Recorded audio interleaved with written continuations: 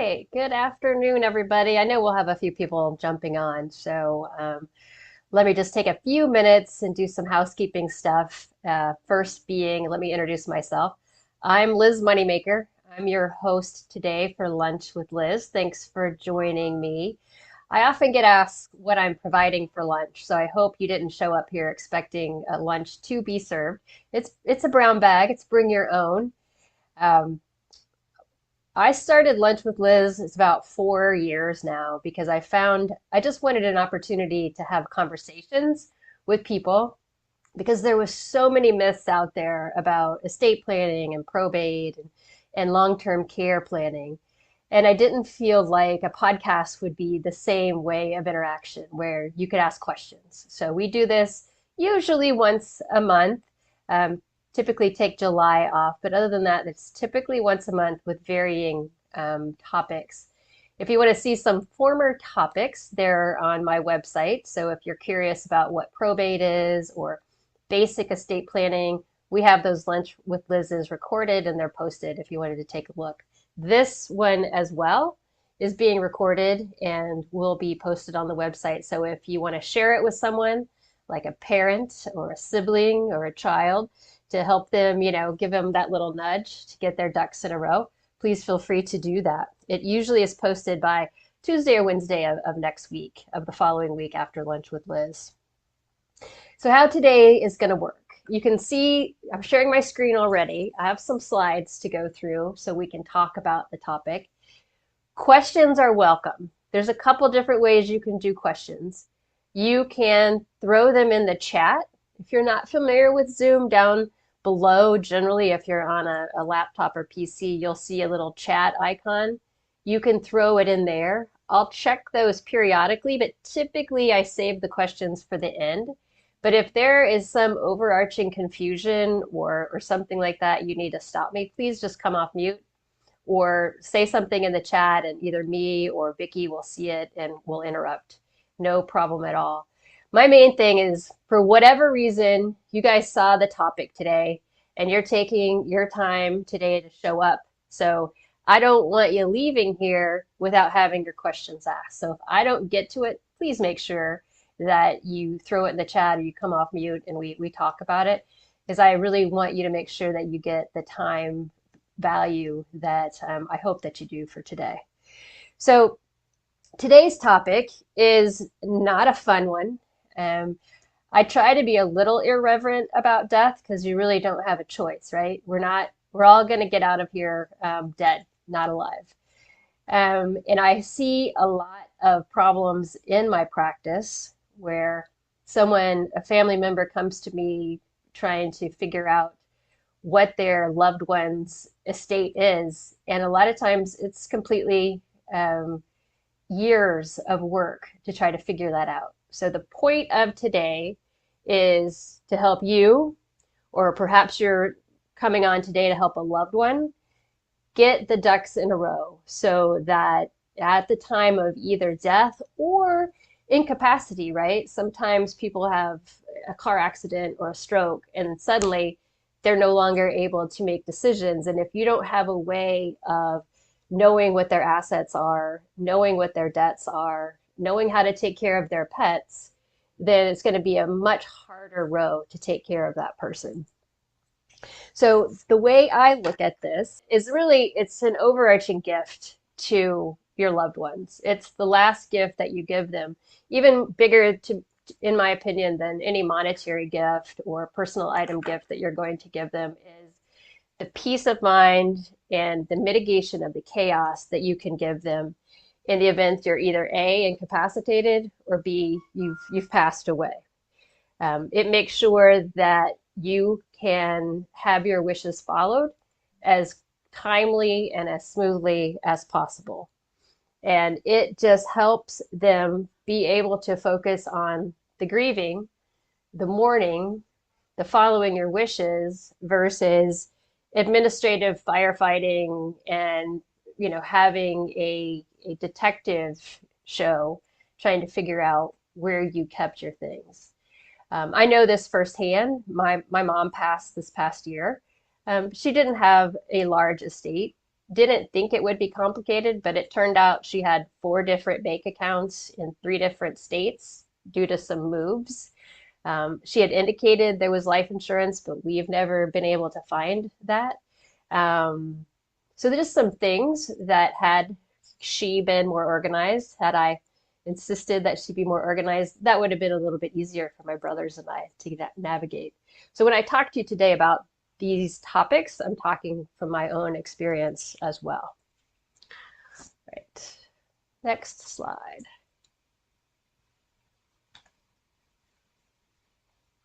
All right. Before we talk about what is in the kit, I want to talk about where to keep it because having a plan is great, but if no one knows that it exists, no one knows where to find it, it's fairly worthless, right? So a couple different things.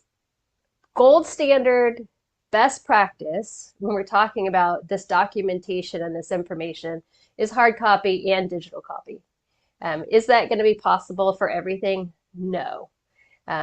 What's most important is that you're able to find it somewhere. I'm still kind of old school. I like hard copy, but a lot of people are paperless and they like a digital file with a master key. I don't care which way you go as long as you have it somewhere where your executor or your next of kin knows where to find it and knows how to access not just the plan, but the information inside the plan. And we're going to talk about a lot more of that in detail as well. All right. So first thing in the kit, and I'm going to give you a checklist at the end, so that'll help you get yourself organized. But we're right now just going to go through the categories of things that you're going to want to have in this kit. The first thing is your essential legal documents. So this would be things like your last will and testament. If you have a trust, it would be your trust as well as your will, your powers of attorney, preferably a durable power of attorney, your medical directives, which include your healthcare surrogate and your living wills, and then all of your other important documents, passports, birth certificates, death certificates of spouses or children who have passed before you, things like Social Security cards, and other identification that you're not keeping in your wallet, obviously, but things that your kin would want to see and might need access to in the event of you becoming incapacitated or passing away. So that's the first area of your In Case I Die kit, are these documents that you may or may not have as you sit here today, but if you do have them, they need to be in the kit. The next category of documents that need to be in the kit are your financial documents. And this is where I see a lot of problems. For example, I had a client who lived alone. His kids were out of state. His wife had predeceased him. He did all of his banking, everything online, and he passed away suddenly. His kids had no way to get into the computer, no way to get into his phone, no way to know where these accounts were. So it made the probate process extremely difficult. So let's talk about how he could have maybe made this a little bit simpler for his kids. So when we're talking about your financial assets, we're talking about banking. So everything from checking, savings, money market, certificates of deposit. You would either want the statements or a list of the account numbers. You also want to know who the beneficiary, if you're going with a beneficiary-based estate plan, who the beneficiary of each of those accounts are. Also includes things like your investments, so stocks, mutual funds, safe savings bonds, retirement accounts, 401k, 403b, IRAs, all of these types of accounts, either statements or a list of the accounts, the account numbers, and who the beneficiaries are. Information if you have a safe deposit box, and then at least one copy of your of at least 1 year's tax return, your most recent tax return. Some recommend 3 to 5 years to be accessible, but at least having that first year so we know um, where you're getting your income and who your tax preparer is. The next thing in the financial umbrella of things to put in the kit would be all of your insurance information. Life insurance, who's the beneficiary, what's the account number, car insurance, homeowners insurance, your health savings account that generally has a beneficiary. So who holds the health savings account and what is that beneficiary's name? So all of these accounts that I'm talking about, your loved ones need to know where they're held, what the account number is, and if there's a beneficiary, who that beneficiary is. Included with the financial picture would be any debts that you have, because this can be a little bit difficult for your heirs to figure out. So you're talking mortgages, lines of credit, personal loans, car loans, student loans, credit card debt, medical debt, anything that you're paying off at the time of your death, you want to make sure that you have there for your heirs to figure out.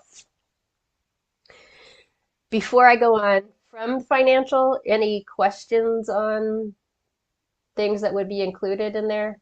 I could go on. If you're a crypto person, you're going to want your key or your key sentences to be somewhere where your people can find them. Think about other things like, and this will be in your checklist, but credit card points, frequent flyer points, money that you might be keeping in PayPal or Zelle or Venmo. All of these types of things are things that your heirs are going to have to try to figure out if you're not providing them with that information. All right, next thing, and this area of the in case I die kit is probably the most vital, because this is the hardest thing for people to find, is your digital footprint. I mean, just think about your own life, right? You've got your banking, you've got your photos, you've got your emails, you got your social media, you got your online banking, all these things which are hidden behind a password and often now two-factor authentication. So it becomes extremely difficult without you giving someone information about how to get access for them to get access. So highly recommend that you have a master password. There's a lot of apps out there that let you have one password that controls all of your online accounts. You also are going to want to go to, if you're on Facebook, if you use Google, if you're using an iPhone, pretty sure Samsung and Google phones let you do this too. You're going to want to name a legacy contact. And I'm going to have Vicki post a link to our blog that we talked about a legacy contact and how to do that. But essentially, Google, Facebook, Apple, all of the big names of the platforms will let you designate someone that is the caretaker of your online account. And you can say in advance whether you want them to keep, for example, keep Facebook alive as a memorial page, or whether it needs to be deleted, whether your legacy contact is able to download everything on Facebook. If you are a Google user for Google Email or Google Photos, having that legacy contact is the only way that your family is going to have access to that without having to get a court order. And getting into an Apple phone, even with a court order, is about nearly impossible. So having this information to access is key so that they can then get in and get inside your digital footprint. Also think about, and I'm going to say I'm my worst client when it comes to this, but all your auto pays that go to credit cards, that go to your checking or savings accounts, Netflix, right? In-app purchases, your gym membership, all these little things that some of us aren't even really sure what we're even paying for anymore, because it's like $1.99 here or $14.99 there. There are apps that will, if you give access to your credit cards and bank statements, they will do a run and they'll see what all your subscriptions are. That's going to be your easiest way to make a list, but it is a fee. And I don't know the fee because I've not done it, but it is an easy way to make a list of what your auto payments and your subscriptions are. The reason that's important is because if your heirs don't know what they are, they don't know to stop them. So there could be a continued depletion of your funds or continued debt rolling up if those subscriptions aren't stopped at the time of your either incapacity or death. All right, next. Okay, the next thing in case I die kit is what about my pets? And I want to jump down to the last part of this slide, which is really the key for the in case I die kit, which is the emergency, the short-term care. So if you get into a car accident, leaving work tonight, who has access to your house, who knows where your pets are, knows where your instructions are for the vet, for medication, for any other issues that your pet might have. So having an emergency plan for the pet is primary for this. In people's estate plans, I draft this all the time, we make long-term plans. We might say that, hey, any pets I own at the time of my death, go to my sister Ginny. Well, if Ginny lives in California, she's not the short-term solution, right? We need somebody else in place that's going to take the pets in the interim to prevent them from going to a shelter or, having to go to some place where we might not be able to find them. So I know for a lot of us, our pets are our kids. So having that plan in place is extremely vital for them. Next in your kit is your final wishes and final logistics. So this is stuff like, hey, do you want to be buried? Do you want to be cremated? Do you want to donate your organs? I have clients that maybe grew up in a certain religion and they left that religion. Their clear instruction was at their end of life ceremony, they would have no mention, nothing to do with the religion that they left. So that's an example of instructions that you would give here. My mom left instructions about what music she wanted at her service. So little details like that. I want to caution you, excuse me, to leave this to your heirs, leave this to your loved ones. Like, I don't care, they can figure it out. At a time of grieving, at a time when there could be other family dynamics in play, you really do not want to do that. I'm going to just say it's a little bit selfish. Making these decisions for people so that they know what you want or what you didn't want keeps that one thing they don't have to think about, number one. And number two, then we don't have family members arguing over what they think that you might have wanted or that you didn't want. This can come in really important when maybe you have married or you're with someone that your family doesn't like, or they don't get along, or you're estranged, but now you're dead, and now your significant other is saying what you told them that you wanted, but your family is saying something else. So just to keep it clear, to have these types of things in writing and have these discussions with your loved ones will keep the drama as low as possible.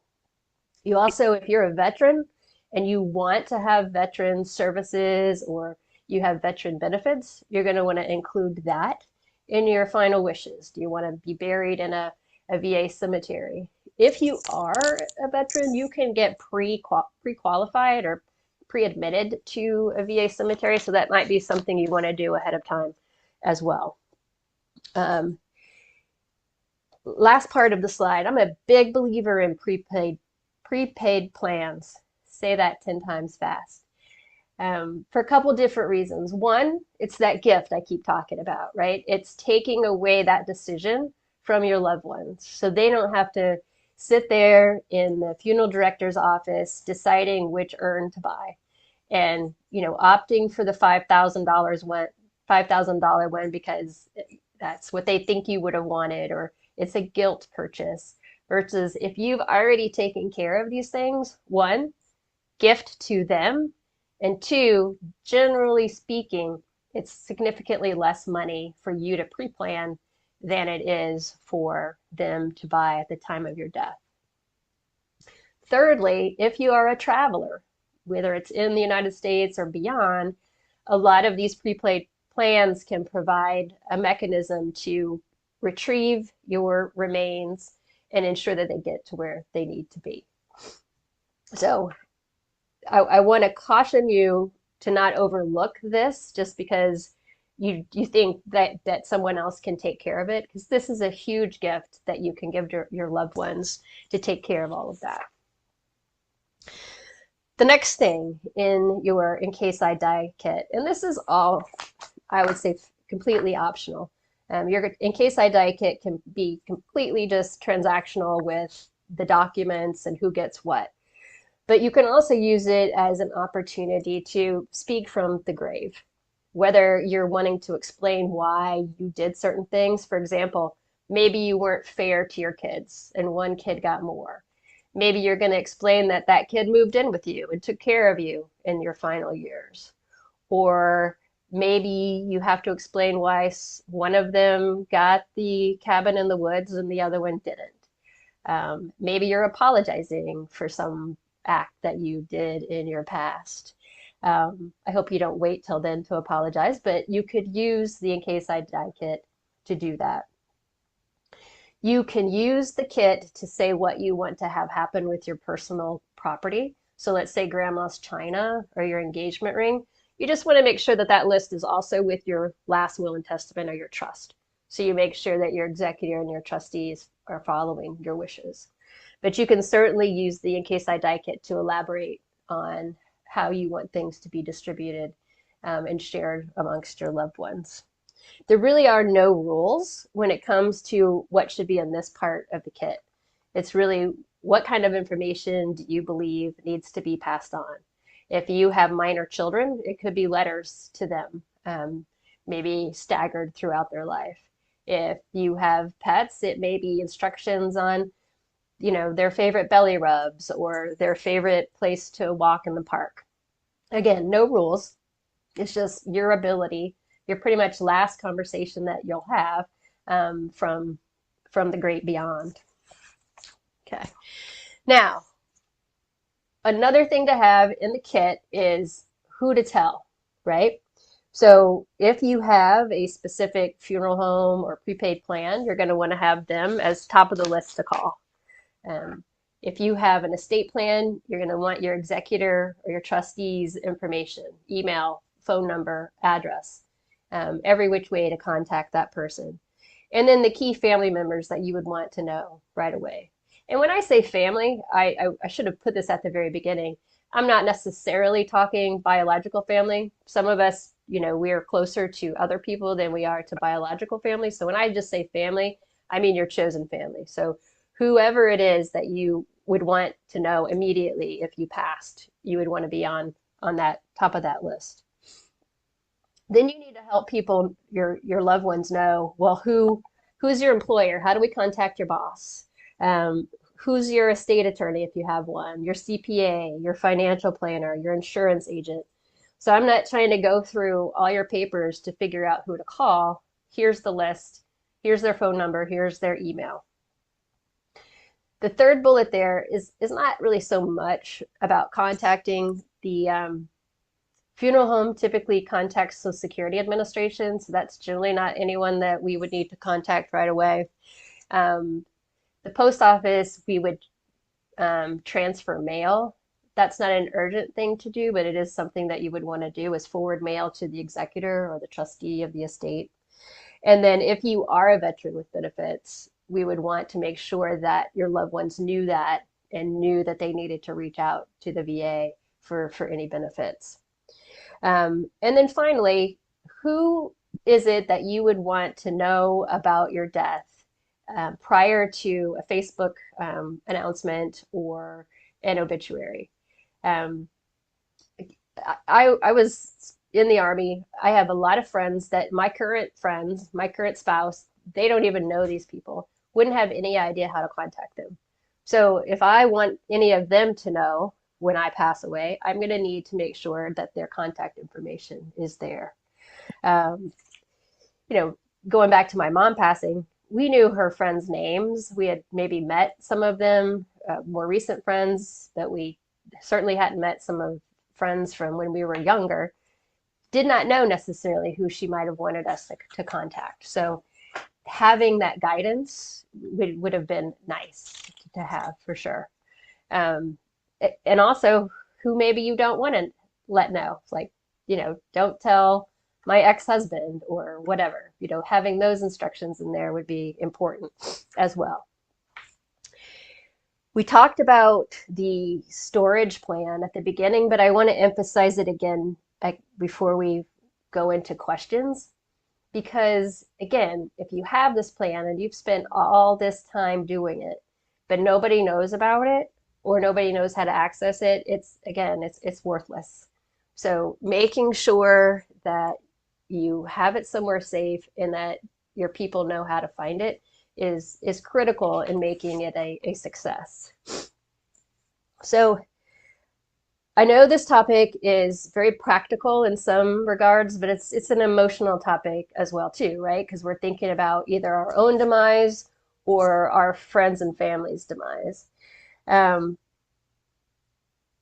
but I want to open it up to questions, and I also want to open it up to anyone that's gone through this, had someone die suddenly, and what you might have had to do in your document scavenger hunt, just to highlight that. Before I open it up to questions, though, I just want to say that this is not a one and done task either. I'm sorry to tell you that.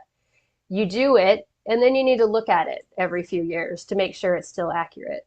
You need to look at it anytime there's a marriage, a move, a death, childbirth, or a significant change in life circumstances. You're going to want to look at that. Obviously, you get divorced, you're probably going to change a bunch of beneficiaries. So you're going to want to update all of your documents. Same thing if you get married or have children, things are going to change. So you want to make sure that your In Case I Die kit is up to date. I'm not saying you necessarily have to look at it every day, but I would say a yearly, every 2 years, or when one of these big events happen, you want to take a look at it and update it. I've had so many people that sat in my office that were just so grateful. They would say something like, "Oh yeah, my dad had it all together. He had a binder, he had everything I needed to know, and it was all very easy and all taken care of." That is the gift I know I want to give my loved ones for sure. Um, I'm going to open it up to questions, and I'm going to stop sharing. Okay. And while I'm waiting to see if there are any questions, I know one question I get from current clients is, well, Liz, I don't have anybody. Um, I don't, my friends have predeceased me. I don't have any family anymore. I just don't have anyone. So the first thing I would say is that makes your In Case I Die kit even more important. And it probably needs to be a very apparent In Case I Die kit, easily found. And second, there are people that we can put in place to be that person for you. It could be a professional who could step in and be the key person. It could be someone at a church, that sort of thing. So I do try to help clients brainstorm about who could be this key individual. And then, like, if nobody else and you want to provide our office with the key, we'll safeguard the key for you. Because the last thing I want is for someone to not be able to make sure that their wishes are followed when they pass. So I know we have some questions, so I'm going to open it up there. Any tips for snowbirds as to where to keep documents? But for sure, digitally would be great. At least the master list of things, keeping that digitally where people know, somebody knows where it is. And I would say for you, where your home of record is, so where you claim your residency, would be where any of your hard copies would be kept. So if you snowbird between Michigan and Florida and you consider yourself a Michigan resident, then you would keep your estate planning documents safeguarded in Michigan. The hard copies would be my recommendation. Next question. How do you know if you need a trust, and what if you reside in two states? Um, how you know you need a trust is you talk to a, you know, trusted estate planning attorney where we talk about what your goals are, and whether you need a trust depends on what your goals are, and it depends on what kind of assets that you have. Um, my philosophy is what's the simplest way to accomplish your goals? And if it's simple and we can do it without a trust, then that's my recommendation. But if you need one to accomplish your goals, and sometimes you do, sometimes you have property in multiple states, sometimes you have minor children, sometimes you have special needs children, sometimes you have blended families. Those are the types of situations I typically recommend trusts. So I'm going to just give you the answer that it depends, and I would recommend you talk to someone about that. If you reside in two states, you have to be a resident of one. You have to claim one as your legal residence. So that would be the one whose law would dictate your estate plan, and that's where you would want to get your estate plan created. Um, can you discuss ladybird deeds for those who want to assure their homes go to their children? Just quickly, that's a little bit outside the context of this particular lunch with Liz, but I'm going to just, in general, I'm going to say that one of the simplest ways to have an estate plan and avoid probate is having beneficiaries on your accounts. Checking, savings, money markets, CDs, your retirement accounts, your brokerage accounts, all those things can have beneficiaries. A ladybird deed is a way to put a beneficiary on your real estate in Florida. It's not available in most states, but Florida does have it. There are some pros and cons to the ladybird deed, and I'll ask Vicki to post that blog on here too so you can read about it. But a ladybird deed is a great tool to help you avoid probate without needing to get into complex trust planning. Next question, is it better to add someone to your home deed or put them in a trust? I would definitely recommend you discuss that with your real estate attorney or your estate planning attorney. Generally, just putting someone on a deed is a gift, and generally it has some tax consequences at sale. So in general, again, it's going to depend on the circumstances because there are some circumstances that make this the rule. In general, we don't like just putting someone's name on a deed. It's better for them to inherit for a bunch of different reasons. Next question. Is there a checklist we can print or a copy of your slides to reference while we put this together? Yes, absolutely. Vicki, will you put the checklist in the chat? And I also have a survivor, like what to do in the first few weeks checklist that I'll ask her to put in the chat as well. And then Vicki, put your email. If someone just wants it emailed to them, they can email you, and you can just shoot them an email of the checklist as well. Next question. My mother-in-law passed away in November. My husband is an only child, and his father had Alzheimer's. I'm so sorry. Unfortunately, mother-in-law had nothing organized or put in place. We're in detective mode. Oh, thank you for that illustration, Trish. I'm so sorry. We're in detective mode, and unfortunately, it's quickly turned our grief into anger and frustration. Absolutely. And I see it happen all the time. I had a client's son call me 2 days ago. His dad's in ICU, doesn't look like he's going to make it. And the son's asking me about where his dad's things are. I'm like, I don't keep that knowledge for thousands of clients. So I was not really able to help him, unfortunately. But that goes back to the point I made at the beginning. Like, this isn't just when you die. This is also in the event you either have a short-term or long-term incapacitation, and nobody knows where are your bills? What bills do I need to get paid? How is the mortgage paid? How is the HOA fee paid? Having this information somewhere. Is it a lot of work to put it together? Absolutely, it is, but it is definitely well worth it. And if you are in a relationship where one of you is the bill payer and one of you knows the finances and the other one doesn't, please get with the person that doesn't. Or if you are that person, get with the person that knows. You need to know. You've got to know where the passwords are. You've got to know what accounts there are. You're doing yourself an extreme disservice if you're not all knowledgeable about these things. Um, can you discuss the implications of a reserve mortgage? I think you mean reverse mortgage after a parent dies. What happens to the home? Yeah. I Yeah, I'm not a reverse mortgage expert, so I can't talk about that too much here. But generally speaking, a reverse mortgage, when someone takes it out and then they pass away, the heirs have a certain period of time to pay off the mortgage in order to get the house. Otherwise, the house goes to the reverse mortgage company. Reverse mortgages can be a great tool, but majority of the time they're not, in my opinion.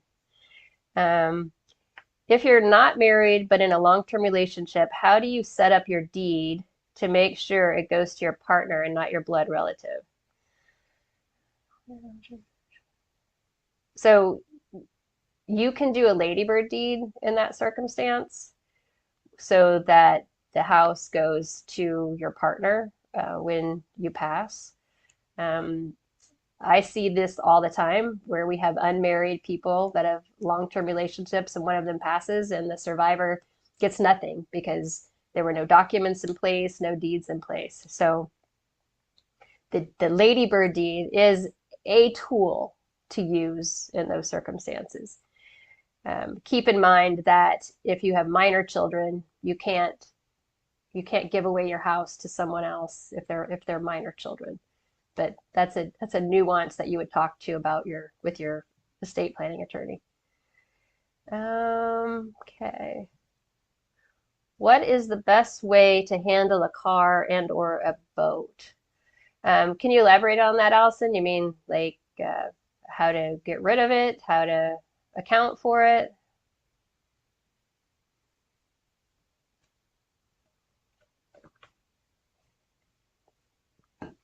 Well, I'm waiting to see if she elaborates.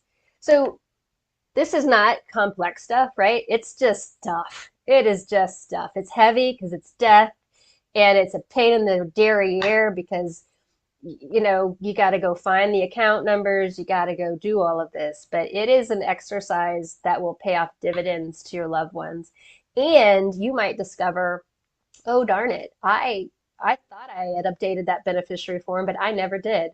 And this asset would have gone to my ex-girlfriend. I don't want that. So it's an exercise of a gift for your loved ones, but it's also a gift for you as well. Allison, titling beneficiary. You can't put beneficiaries on your personal property. So generally speaking, things like boats are going to go through the probate process unless you do more complex planning. Um, one vehicle is exempt from probate, so that might be able to avoid probate. Depends on if you're married, depends on if someone else is on the title. Um, so that would be something that I would talk to your estate planning attorney about to know what's the best way to handle those types of assets. Any other questions about the kit or what information to put in it, how best to get it? Um, Liz, Allison, I, Allison, because boat's not exempt from probate, that's why it's more complex. Um, Whereas one car is, that's why it's more complex. Marilyn, were you saying something? oh, my apology. I thought you were finished. I didn't mean to No interrupt. worries. No I worries. was just going to say thank you, first of all, for such a great session. All of your sessions are phenomenal. Oh, thanks, Marilyn. But what I have since done since coming to your sessions is I have a 2.5, 3 inch binder, and I have a photo of myself on the front of it. And not only do I have these things, I have a directory in the front so that my children can know where to look for what and where it is and the passwords and all of that stuff. And I will tell you, I've even done my funeral services, who's gonna sing what, when, and who's doing I've got all of it nailed down. So I've been very intentional about this. And so I just wanted to say thank you. And it's been very helpful to have it all in one place and make sure your children know where it's at. So, which is exactly with what you're sharing with us today. So I just wanted to say thank you again. Well, thank you for sharing that, Marilyn. And I bet that if you offered your services, there's some people here that would probably pay you for you to do it for them. Yeah, well, I've done it. So, hey, my name's there. I'm on Facebook. You could find me. Hey, Marilyn, how long do you think it took you? Like, what was the more complex part about it, or the hardest things? Believe it or not, for me, my homegoing celebration was very important to me, and those things I took a little time to think about. But in all reality, all of the very important things was trying to determine how to make certain that the asset for the home asset for my children, and understanding. Forgive me, my phone is ringing. That My apology. Forgive me here. I'm sorry, my phone is ringing. I'm trying to send it to voicemail. No. Anyway, what was the most challenging about it? Just taking time to do it, really just sitting down and doing it. I guess that's probably the biggest part. Just saying, okay, I'm going to do this today. And as I needed the information, I filled it in. And then after I got everything in there, that's when I did the directory. And then I had the conversation with my oldest child and said, okay, listen, here's the book, here's where it's at. Here's what's in there, and the directory is there. Here's who to call, phone numbers, all of that stuff. And it just makes it really easy no matter what happens. They just grab the book.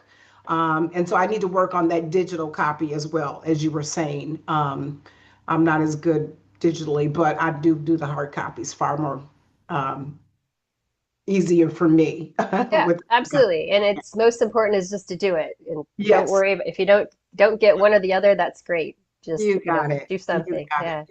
Yeah. Yes. So thank you again. Thanks, Marilyn. Absolutely. Another question, once you get your kit together, about how long does the process take to meet with an attorney and finalize plans? I want to say that you don't have to wait for a putting your kit together to talk to an estate planning professional, because they can help guide you as to what documents are important for you. So don't make that a precursor. If you don't have your estate plan put together, you don't have your will or your trust or your powers of attorney or your medical directives, I would make that a priority in conjunction with the kit. But don't wait for the to get done with the kit. And regarding how long it takes to finalize plans, I'm going to give you the lawyer answer again. It depends. Depends on how much you know what you want. I have some that come in like, all right, everything goes to my wife, and if my wife dies before me, it gets split between the kids, and it's easy peasy. And it's a pretty quick process to get all that done. But then you have people that are a lot more complex. They have tax issues, they have blended families, so those could take longer. In my office, we generally, once we're actually hired by a client and get their information, we try to get them drafts within 2 weeks. So that's how we operate. I can't speak for anybody else. And generally speaking, by the time you come to me and by the time you're signing your documents, it's about a month. Um, it can be a lot faster than that, but it can be more time too if, number one, the client doesn't know what they want or is waiting for information, or just doesn't review their drafts. So it could take a lot longer, but it's typically not a long process with my office. And I think most other offices are like that. If you have someone that's taking too long, that could be just an internal problem that they have. Next question. Are digital versions of all documents valid? And also, how do you recommend originals are stored? Safe deposit, fire safe. Um, Digital versions of all documents uh, um, are valid. You definitely need an original will, but digital copies of other documents are generally valid. Digital copies of a trust, digital copies of a power of attorney, that sort of thing. And I would recommend that you um, store it. Safe deposit boxes are are good, but they're bad. They are good in that they're safe, hence the name. But who has access to them.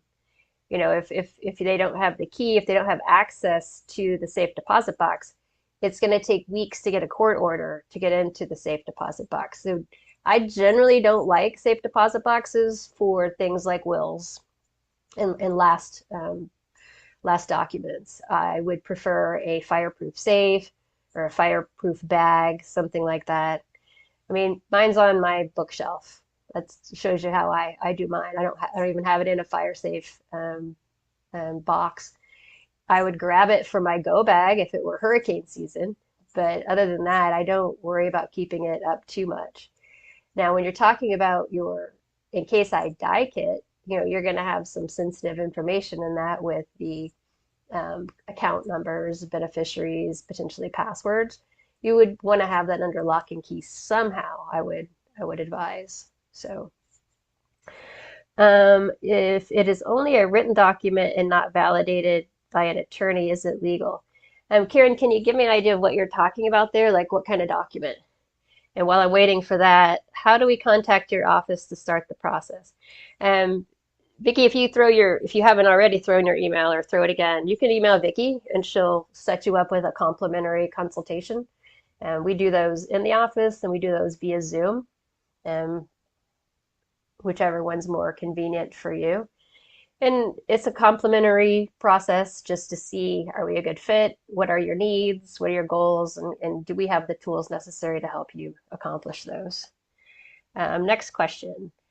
I'm in Florida. If my son's name is on both deeds to homes, bank account, and car, do I need a trust? I can't really answer that because that's giving legal advice, which I don't, I try not to do specifically to people while we're on a Zoom. I give you generic advice. Um, so potentially, I would say nobody needs a trust. It depends on what your goals are, but I would advise you to discuss that with your estate planning attorney just to make sure that, if your goal is to avoid probate, have the steps you've taken done enough to do that. And an estate planning attorney is going to be able to say yes or no. Um, do you have to register your trust with the state? No, not at all. The state doesn't want anything until somebody dies. They want the copy of the will or the original will, sorry, when you die, but they don't keep a depository of any trusts. We've had problems with that where people have had trusts and then the trust gets lost and we have no idea what the trust said. And Vicky just put her email and our phone number there. So if you do want to set up that consultation, we'd love to talk to you. Um, I signed all my documents online through a service that my lawyer set up. Now I wonder if the will is valid. Um,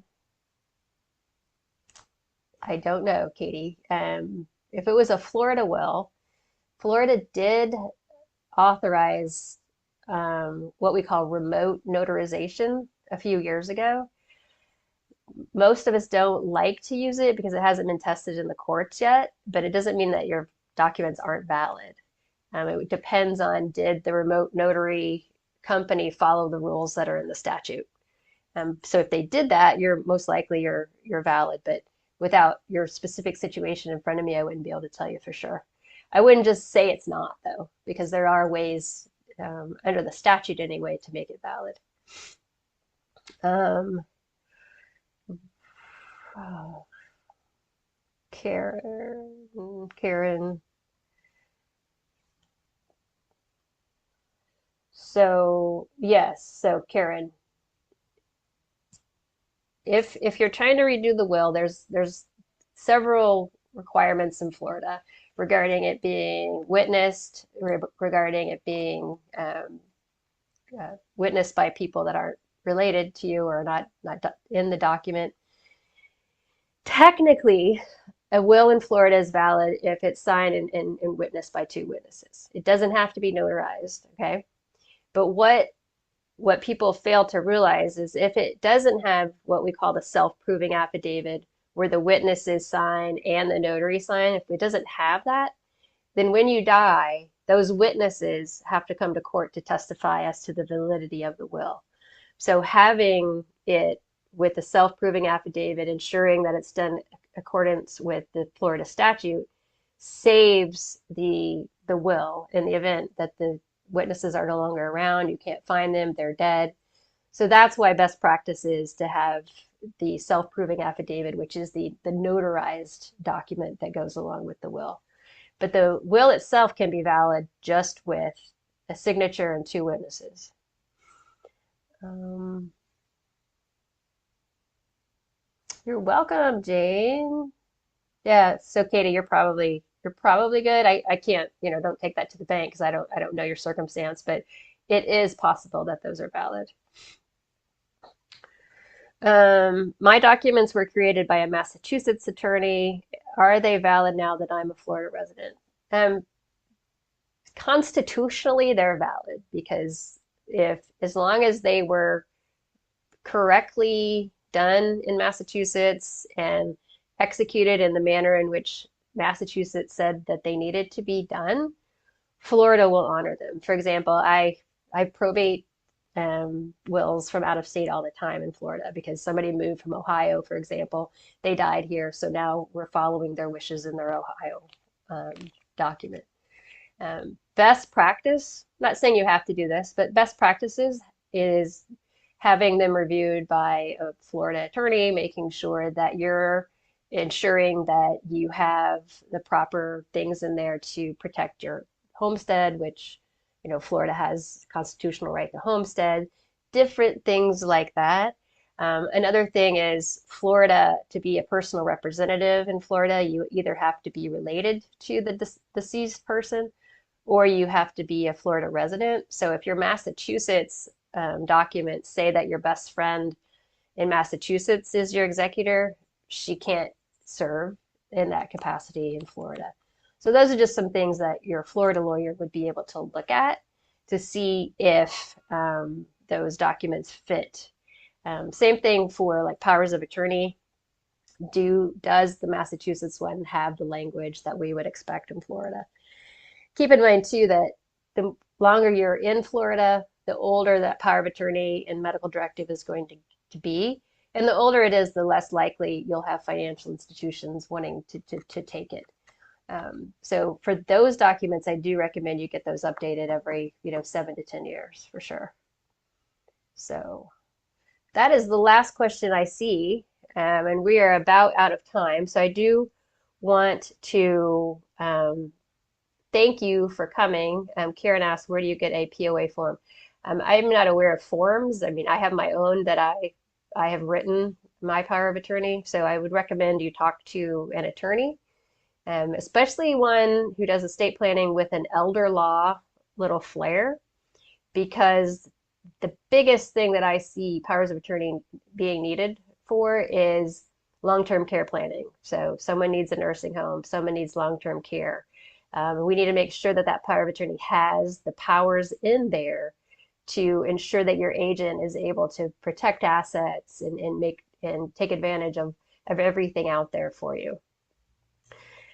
So anyway, just wanted to thank you all for coming. If you liked this, please, you can come next month. We're going to be talking about trusts for blended families and special needs kids. And then in March, it is totally women focused because it's Women's History Month. And we're going to talk about what specific things that women might need to do to make sure their estate planning is perfect. So again, thanks for coming. If you want to share this will be on the website and on our socials early next week. So thanks and have a great day.